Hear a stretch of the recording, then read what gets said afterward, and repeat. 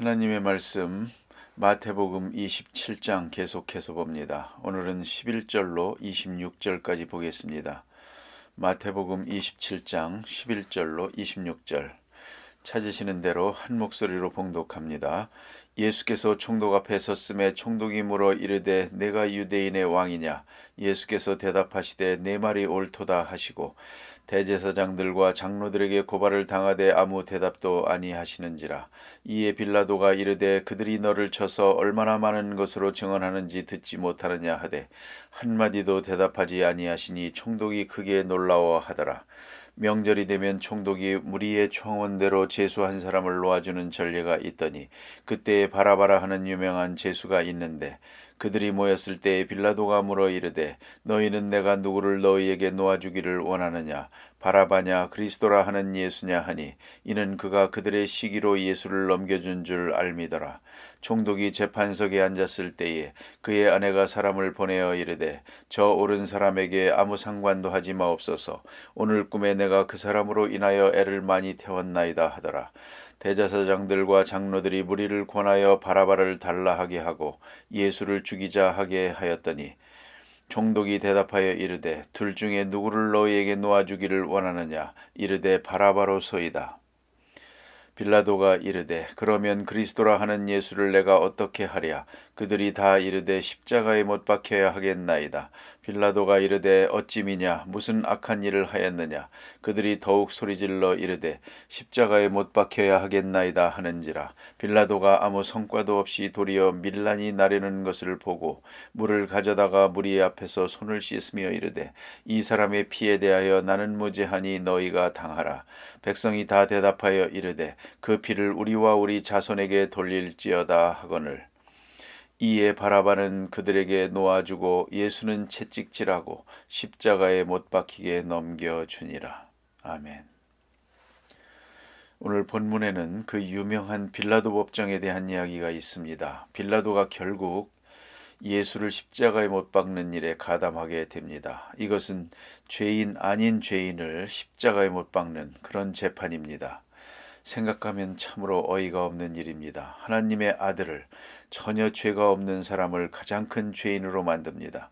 십자가에 못 박는다는 것은 보통 있는 일이 아닙니다. 몇 가지 전제 조건이 있습니다. 이것은 로마 사람은 어떤 죄를 지어도 십자가에 못 박지 않습니다. 그래서 베드로는 십자가에 못 박혀 죽었지만 바울은 목베임을 당하게 됩니다. 이게 바로 그러한 이유 때문입니다. 그는 로마 시민권을 가지고 있었기 때문입니다. 그런 거로 우선 약소국가에 이런 피지배 식민지의 백성이라고 하는 그런 신분이 하나 있고요. 그 다음에 노예의 신분인 때에 또 십자가에 못 박습니다.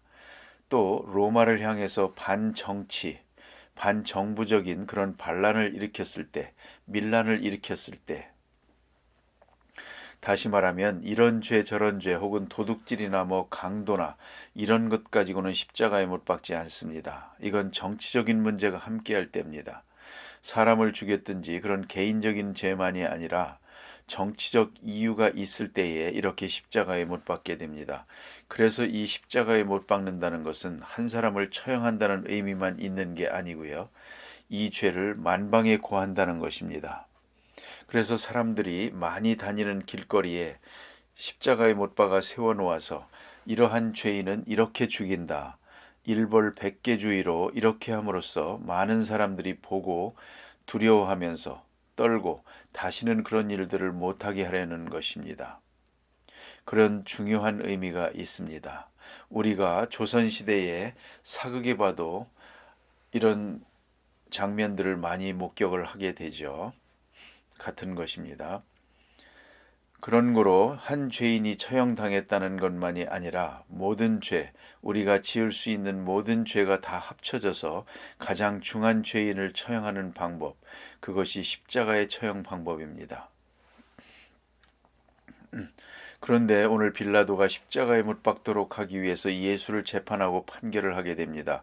그러나 오늘 본문이 말해주는 대로 빌라도는 분명 예수로부터 죄를 찾지 못했습니다. 누가복음에 보면 분명히 말합니다. 나는 이 사람에게 죄가 없는 것을 아노라 이렇게 말합니다. 없습니다. 아무리 찾아봐도 없는데 그런데 왜 십자가에 못 박았느냐 이겁니다. 바로 이것이 빌라도 법정입니다.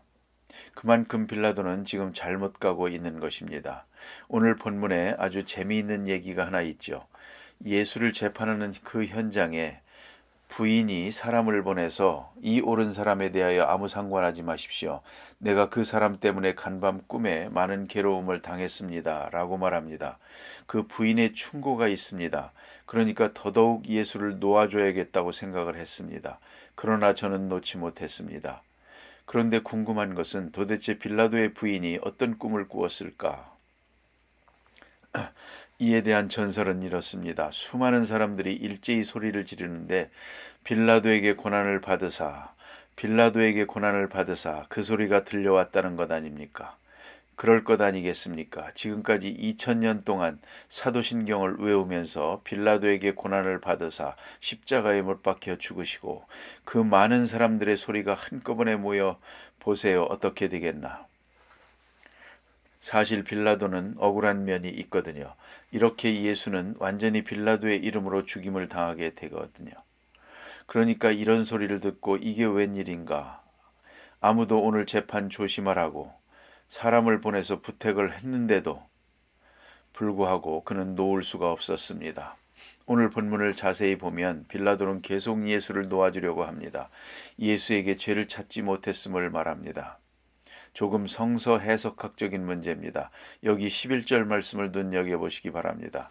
총독 앞에 섰음에 총독이 물어 가로되 내가 유대인의 왕이냐 하고 묻습니다. 참 재밌는 얘기입니다. 왜냐하면 빌라도의 관심은 이거밖에 없거든요.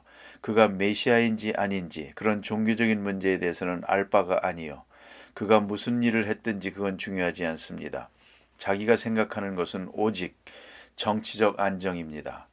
유대 나라에는 지금 로마 황제가 호수아비처럼 세워놓은 헤롯 왕이 있습니다. 그는 자기의 수족입니다. 아무 권리도 없는 겁니다.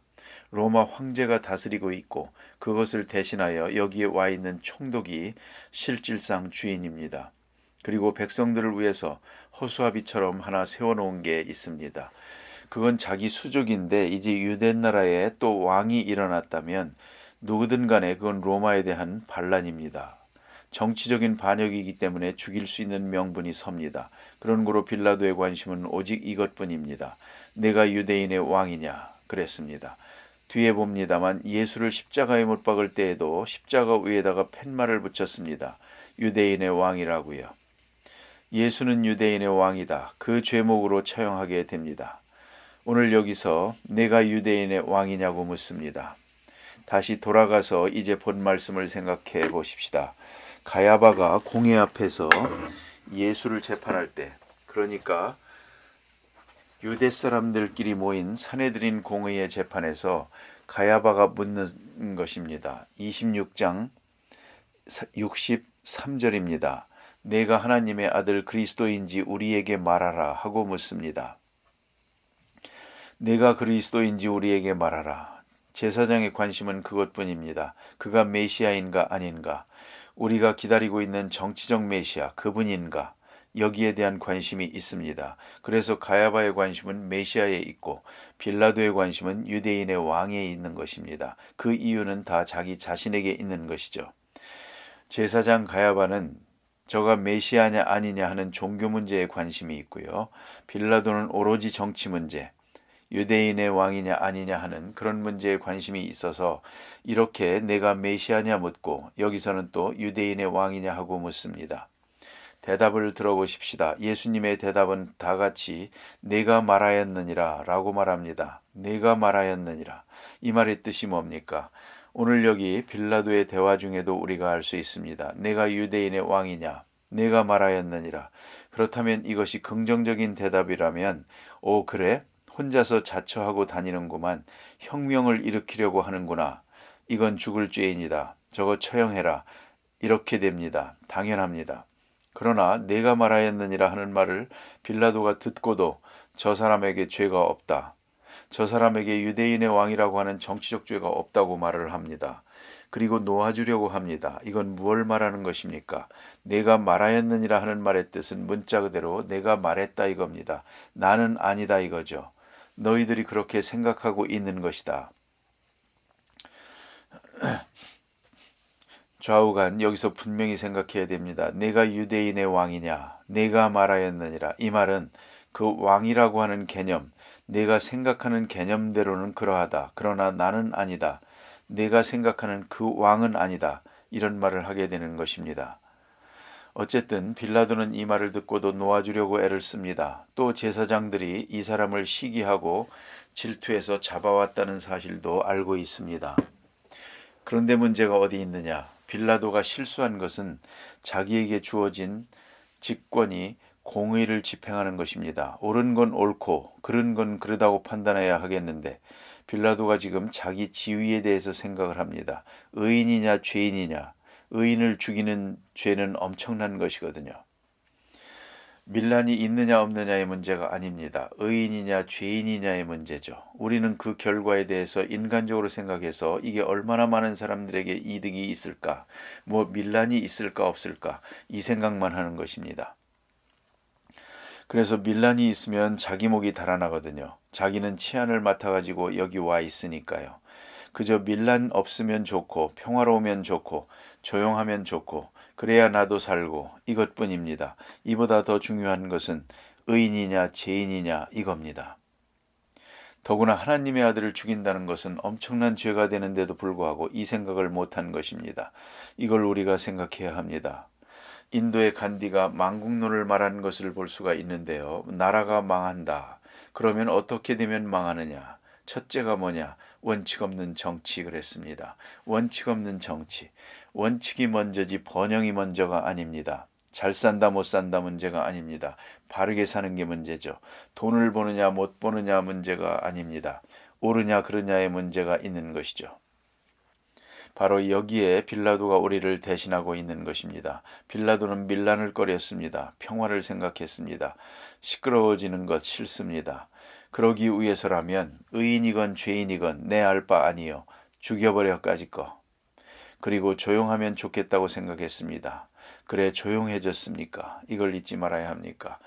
합니다. 잠깐은 조용해진 것 같지만 이건 아닙니다. 하나님께서 절대 용납하지 않거든요. 그렇기 때문에 빌라도가 생각한 것은 조용하게 민요를 진정시키려고 했습니다. 그러기 위해서는 한 사람쯤 죽는 게 문제가 되겠느냐라고 생각했죠. 그건 원칙을 떠났습니다. 공의를 떠났습니다. 진리를 떠났습니다. 자기에게 맡겨진 공의를 수호할 직무를 유기한 것입니다. 또 하나 있습니다. 지금 빌라도가 잘못하고 있는 것은 뻔히 예수가 죄가 없음을 알고 있습니다. 그럼에도 불구하고 죄인으로 만들어가지고 그리고 유월절 때만 죄인 하나를 특사해서 놔주는 일이 있거든요. 죄인으로 만들어가지고 놓아주려는 것입니다. 이것이 잘못입니다. 그래서 백성들 앞에서 물어봅니다. 적어도 이 정도 되면 아마도 되겠죠. 바라바를 놓아달라고는 하지 않겠지. 바라바는 아주 유명한 강도거든요. 이 사람 놔줬다가는 또다시 많은 사람들이 피해를 입을 것을 알고 있으니까 바라바하고 비교해가지고는 모든 사람들이 예수를 놓아달라고 할 것이다 라고 생각을 한 것입니다. 이게 바로 빌라도의 실수입니다. 일단 한번 말을 했으면 자기 말을 지킬 수밖에 없거든요. 자기 올무에 걸려든 것입니다. 그래서 자기 함정에 빠지는 것입니다. 바라바, 예수 어느 쪽을 놓아주려 하고 말합니다. 자기 생각에는 그 정도 말하면 예수를 놓아주세요 라고 말할 줄로 생각했는데 아니 바라바를 놓아주세요. 이런 기가 막힌 일이. 그럼 나는 어떻게 하면 좋겠는가? 십자가에 못 박게 해주세요. 백성들의 소리에 끌려가고 있습니다. 그럼 빌라도는 누구입니까? 뭐하는 사람입니까? 결국은 자기 권리를 잃어버리게 됩니다. 직무를 유기합니다. 그리고 예수를 죄인이냐 아니냐를 묻지도 않고 손을 씻으면서 나는 죄가 없다. 어떻게 죄가 없습니까? 이것을 너희가 당하라. 빌라도가 이처럼 자기 자신에게 주어진 직무를 유기하고 있었다는 얘기입니다. 여기서 우리가 깊이 생각해야 합니다. 옳은 건 옳고 그른 건 그른 것입니다. 죄인이냐 아니냐를 판단하는 것이 먼저입니다. 이게 원칙입니다. 그런데 그 판단은 없고 다만 결과만 생각했습니다. 눈앞에 있는 결과만 생각하고 특별히 죄인을 만들어 가지고 놓아주려고 하는 거죠. 마치 자기는 위대한 자비를 베푸는 사람인 것처럼 말입니다. 여러분, 이런 얘기를 들어보셨습니까? 아주 억울한 누명을 쓰고 고생을 할 때 누가 찾아와서 위로한다고 하십시다. 그러면 지금 듣고 있는 이 이야기, 그거 좋지 않은 거, 그럴 수가 없죠. 내가 아는 대로는 그거 아닙니다. 걱정하지 마세요. 내가 당신이 옳음을 알고 있습니다. 그런 거로 어떤 일이 있더라도 나와 같은 사람이 많고 당신이 옳다는 것을 알고 있습니다. 걱정하지 마세요. 이렇게 해야 되겠는데 어떻게 위로하는지 아십니까? 잘못된 말들이 많이 도는데 설사 그것이 사실이라 하더라도 뭐 그게 무슨 문제가 됩니까? 이 사람이 제일 나쁜 사람입니다. 악랄한 사람입니다. 설사 그런 허물이 있다 하더라도 나는 상관하지 않겠습니다. 그럼 지금 누구를 높이는 것입니까? 내가 자비로운 사람 되고 내가 너그러운 사람 되는 것 아닙니까? 의냐 아니냐는 상관없고요. 그 말이 제일 괴로운 것입니다. 제일 나쁜 사람입니다. 아주 좋은 말처럼 걱정하지 마세요 하면서 남 죄인 만들고 있는 것입니다. 설사 죄인이라 하더라도 도대체 그게 무슨 상관입니까?